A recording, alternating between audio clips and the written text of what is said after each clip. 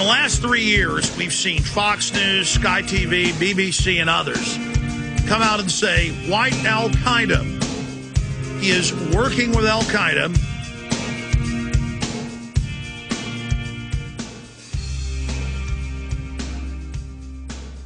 and in one clip they used on Fox, it showed a British government training video where the military was dressed up with ski masks with bazookas, showing what a terror training camp might look like. But people weren't told that. I had to go look it up. And so what they do is they tell the public, this has all been set up for people that are different from you, people overseas. We're not taking your rights. We're just setting up this police state to fight, you know, these evil people overseas that live in caves that made NORAD stand down on 9/11 and all this other baloney. But then when you get the Homeland Security documents, the MIAC reports, remember all those earlier last year that we got, that we broke, that the FBI had to admit were real, where their main internal focus is gun owners, conservatives, libertarians. That's who's being tracked. That's who's being controlled. And so, yes, more and more we're being told terrorists could look like anybody. But going back to 2001, 2002, all these training manuals, even the public ones for police, say don't trust a woman with a baby carriage. Don't trust a priest. Don't trust anybody. Anybody could be Al-Qaeda. And so that's happening. Now, on a totally different subject of Illuminati symbolism, I like to be careful about this because people can go overboard with it. Like, I'll make films about the New World Order, and then I'll say, we will defeat the New World Order. And I'll show an all-seeing eye and pyramid saying terror storm.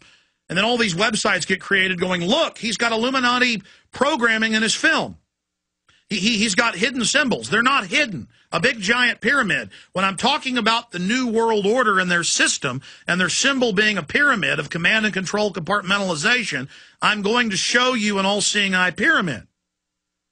They've done reviews of my film Order of Death. The whole thing is about Illuminati symbolism. It's about exposing it so people go, look, he's showing symbolism. I was a consultant on A Scanner Darkly, and they wanted to point out that it was like an Illuminati-type future where the government puts out the drugs through a private corporation that then basically turns you into a brainwashed zombie, and then the government controls the rehabs, the work camps. It makes you a slave. So they sell you the drugs. It ruins your brain, makes you a zombie, and then they use you as a slave. It's a Philip K. Dick book. Hate to give away the end of the movie, but that's the storyline. And I consulted some on the high-tech aspects of it, on the surveillance aspect of it. I'm also in the film with Keanu Reeves, Winona Ryder, Woody Harrelson, and others. And there's Illuminati symbolism throughout it. We're saying it's the Illuminati. It's the Illuminati. I mean, a guy wearing a shirt with an all-seeing eye on it, Illuminati symbolism on the walls, that's out in the open. We're saying it's the Illuminati. It's the New World Order. Okay? Now, that said, there is massive symbolism. The symbol for CBS and all these major logos being all-seeing eyes. All these top rappers. And you guys found a video clip of that. Play it for the PrisonPlanet.tv viewers in the background now. We were playing it earlier. And you see them doing all these gang signs and Illuminati signs in their films. And, that's saying, we're down with it. We're on the inside track. Of course, because there's so much power associated with the New World Order and the Illuminati that people are then going to mimic it. They're going to imitate it. Now, that said, and I gave you guys a group of printouts when I got into the office today. I hadn't stapled them yet. Did you staple those? Oh, good. Here's the stack. I actually went to the Library of Congress. It's not in this stack.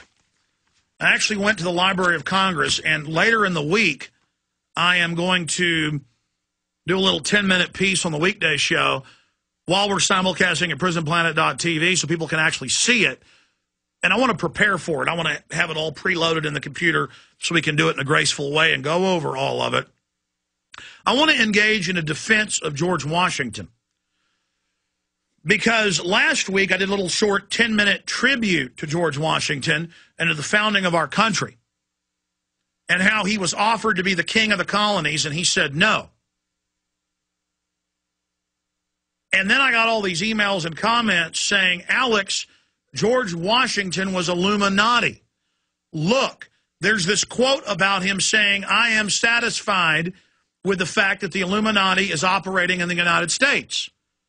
Well, you just don't know classical English of that day. Our English has changed. He was saying, I am satisfied that this is going on, meaning, yes, I agree this is going on. And so I went to the Library of Congress online, and there are more than 20 letters by George Washington where he speaks of the Illuminati. And in that very letter that everyone uses against him, the scan of the letter, he is writing letters. In fact, they did find it. I IM'd it to him. There is the letter. He is writing to people. He wrote hundreds of these, but Library of Congress has 20 or so that I could find, warning them. And so they use this famous quote and take it out of context for what the quote clearly means, preying on people who aren't aware of how classical English worked. And then they ignore the very next paragraph where he says the Illuminati and Jacobins are of the worst sorts and horrible criminals, and we must stop them taking over America. See, there's the copy of the letter. And there's a whole bunch of them. I spent like 3 hours. I couldn't quit reading these Friday night.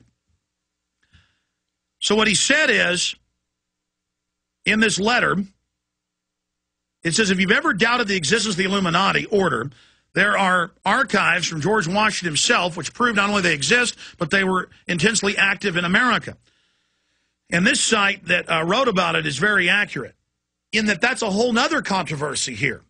People keep acting like the Illuminati doesn't exist or didn't ever exist when it was the main issue of the day, the 1770s through 1820 or so. And I had read countless mainline history books where George Washington was fighting the Illuminati. I had read text of his letters. I had never actually looked at the letters, the scans of the letters themselves. So what people do is they take out of context the following.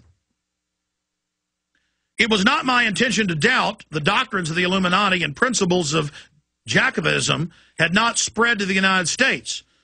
So people take it out of context and make it sound like he's saying they're good. It was not my intention to doubt the doctrines of the Illuminati. And then they stop.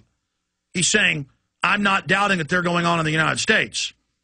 It was not my intention to doubt that the doctrines of the Illuminati and the principles of Jacobinism have not spread to the United States. On the contrary, no one is more truly satisfied of this fact than I am. And they prey on ignorant people and say that satisfied means he likes it. No, he's saying, I'm satisfied of the fact that they're operating here in the United States. And later in the week, I'll read the rest of the letter where he then calls them the worst type of scum that must be stopped.